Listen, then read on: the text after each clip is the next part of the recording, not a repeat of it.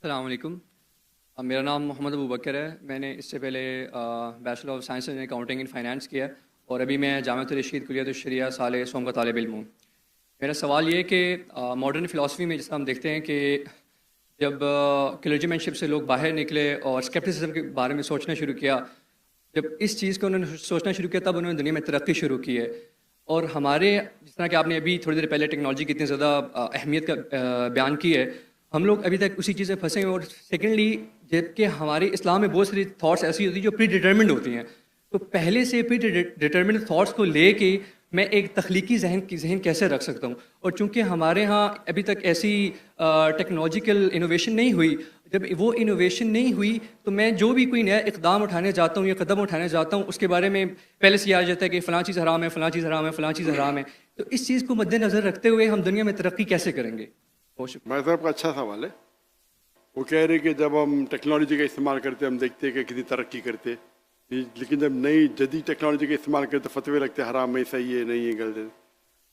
अगर आप देखेंगे साइंटिफिक हिस्ट्री को, जो 8th सेंचुरी 9th सेंचुरी 8वीं सदी 9वीं सदी, वेस्टर्नर्स कहते थे डार्क एजेस, मतलब अंधेरा का दौर।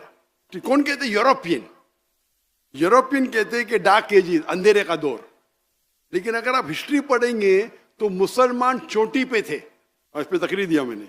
8वीं सदी 9वीं सदी में जब वेस्टर्नर्स कहते थे डार्क एजेस, हम दुनिया में तरक्की नहीं करे, उस टाइम अगर आपको साइंस के बारे में साइंटिस्ट बनना है तो आपको अरबी जानना फर्ज होता था।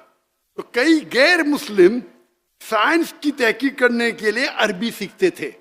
और आप अगर जाएंगे और मेरी पूरी तकरीर सुनेंगे तो father of chemistry, who is the father of chemistry? कौन है? गेबर, वेस्टर्न नाम जाबिर है, जाबिर इब्न हय्यान। उसने ये जो अल्कोहल है, ये अल्कोहल लफ्ज किधर से है? अल्कोहल जो शराब, अल्कोहल OH किधर से है? अरबी लफ्ज से अलगुल। ट्रिग्नोमेट्री को इसने इजाद किया? मुसलमान। आप देखेंगे इब्न सीना, एविसिना, इब्न सीना, मेडिकल बुक राजी, लिस्ट आपको मिलेंगे 8वीं 9वीं 10वीं सदी में जो हमारे साइंटिस्ट थे। मेडिकल स्मॉल पॉक्स का इजाद किसने किया? ट्रीटमेंट किसने किया? बुक्स, कानून, डॉक्टर के लिए कानून की 2 वॉल्यूम जो थे वो आपको पढ़ना ही चाहिए डॉक्टर बनने के लिए। लेकिन अभी क्या हो गया? हम तरक्की नहीं करे। क्यों?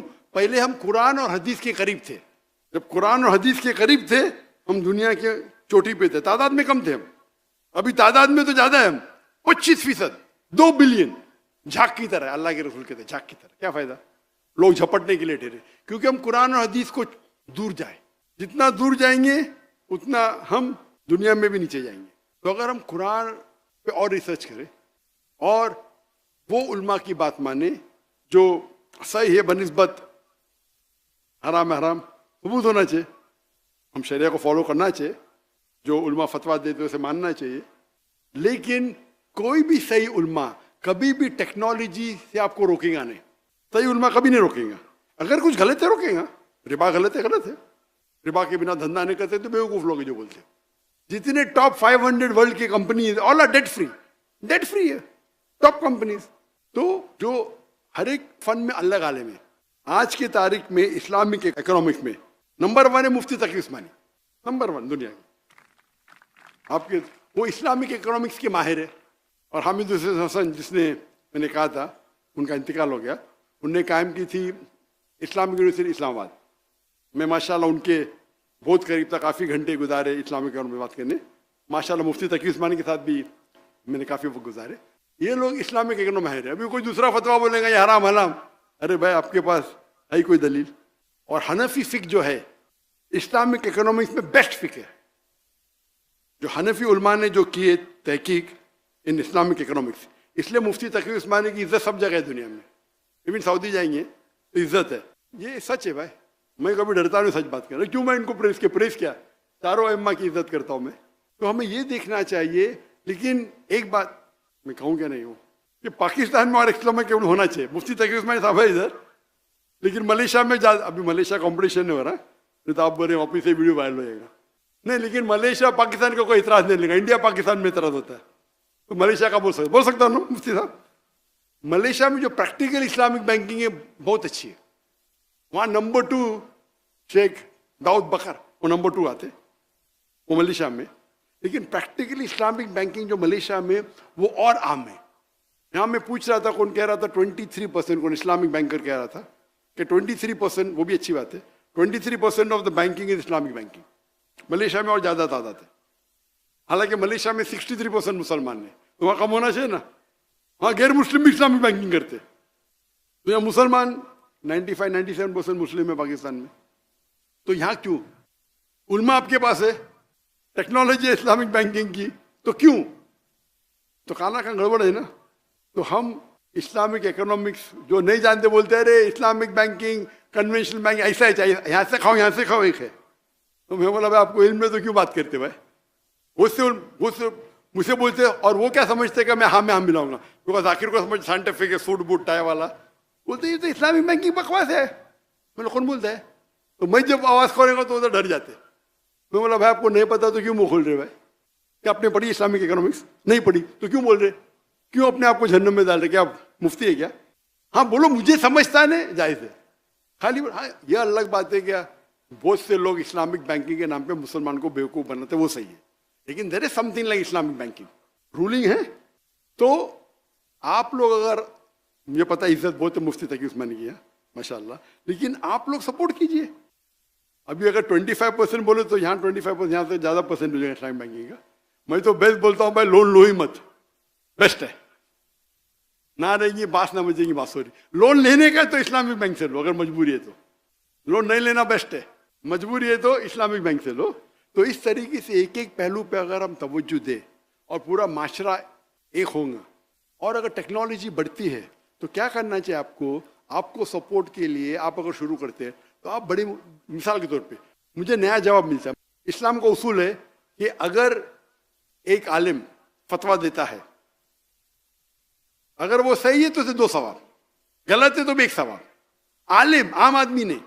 अभी आलिम के मतलब हर फन में अलग अलग आलिम है। हदीस का आलिम मुहद्दिस है, तफसीर का आलिम मुफस्सिर है, तो आलिम। तो मुझे अगर कोई ऐसा जवाब मिला जो नया जवाब मिला तो मैं क्या करता हूँ? I go under the umbrella of an आलिम। वो आई थिंक मैं उससे पूछता हूँ सही है क्या? हाँ सही। तो मुझे एक सर्टिफिकेट मिल गया, टिक। सर्टिफिकेट देते नहीं, मतलब मैं पूछा हूँ 2-3 आलिम से जो मेरे नजदीक खाई है, फिर मैं जवाब देने लगता हूँ। तो मैं कोई भी, हाँ मैं क्या कर सकता हूँ, एक आलिम का जवाब ले सकता हूँ, लॉजिकल दिखाऊं, वो ठीक है। वो दाई का काम क्या है? आलिम से सीखे, उसे पैलेटेबल हजम कराए आम पब्लिक को। इस्लामिक बैंकिंग के अगर आलिम लोग जो मशहूर है, जिसको फैजल अवार्ड मिला है, मैं उनको जानता हूँ। इंडियन है, दो इंडियन को फैजल अवार्ड मिला है, King Faisal award for Islamic banking. एक है छापरा, उमर छापरा, और एक इंडिया के आई थिंक शेख निजामुद्दीन। वो जब मेरे तकरीर सुने इस्लामिक बैंकिंग के, doctor Zakir you are so strict, उनको फैसल अवार्ड मिला, मुझे नहीं मिला, उसके मुझे अलग मिला, सऊद ऑफ इस्लाम। तो मैं मेरी लेक्चर दिया, भाई सही है क्या? बोलते यू आर टू स्ट्रिक्ट। मैंने ये नहीं पूछा मैं स्ट्रिक्ट क्यों हूं, मैंने ये पूछा कि मैंने सही है क्या? तो बोलता है भाई you are logical, you are true, but you are too strict. मेरा सवाल है कि मैंने लेक्चर दिया हूं इस्लामिक बैंकिंग पे, बराबर, इसमें कुछ गलतियां क्या? बोलो। बोलते आप बहुत स्ट्रिक्ट है। मैं स्ट्रिक्ट होना गलत बात हो रही, मैं तो कहता हूं मैं फंडामेंटलिस्ट हूं ना, मैं फंडामेंटल को पूरे जी जान से फॉलो करता हूं। तो अगर आप उस फन के आलिम नहीं है तो आपका फर्ज होता है कि आप आलिम से पूछो। तो आपको टेक्नोलॉजी पे जाने का है तो ऐसे आलिम से पूछो जो लोग उनकी इज्जत करते, उनसे बात करो, उनको फतवा जाहिर करने दो, क्या अलाउड इज सेफ, हाँ कि नहीं? तो ये बोलना है कि सारे उलमा आपको टेक्नोलॉजी रोकते हैं, ये बिल्कुल गलत है। आप किधर हिंदुस्तान में जाओ, पाकिस्तान में जाओ, माशाल्लाह अच्छे उलमा आपके पास है, सऊदी में जाओ, कुछ नहीं परहेज करके बोले करो लेकिन मुझसे फतवा मत लो, ये भी हिकमत है। करो लेकिन मुझसे फतवा मत लो, क्योंकि फतवा अलग होता है, तकवा अलग होता है। एक होता है भाई जरूरी है, तो हमारे मकासद शरिया में अलाउड है, फतवा तो नहीं सकते, लेकिन मतलब करो, मतलब आलिम ने आपके सिर पे हाथ रखा है, आप उससे फतवा मत लो, आप समझे ना? तो कुछ ऐसे पेचीदा सवाल होते हैं दावती मैदान में, तो आपको जरूरी है कि जो उस फन का माहिर है, लाइक मेडिकल कुछ किया तो ऐसे आलिम से पूछो जो मेडिकल डॉक्टर भी है और शरिया भी जानता है, आप समझे? तो आप अगर शुरू करेंगे तो उनको कॉन्फिडेंस में लो, हो सकता है वो आपको 2-3 राय बोलेंगे, उसकी बात मान लो। मे बी आपका 100% 80% तो काम हो जाएगा ना, मुझे 100% करने का, 80% तो करो। तो इस तरीके से हमें साथ में लेके चलना, इंशाल्लाह अल्लाह आपके साथ होगा। Hope that answers the question.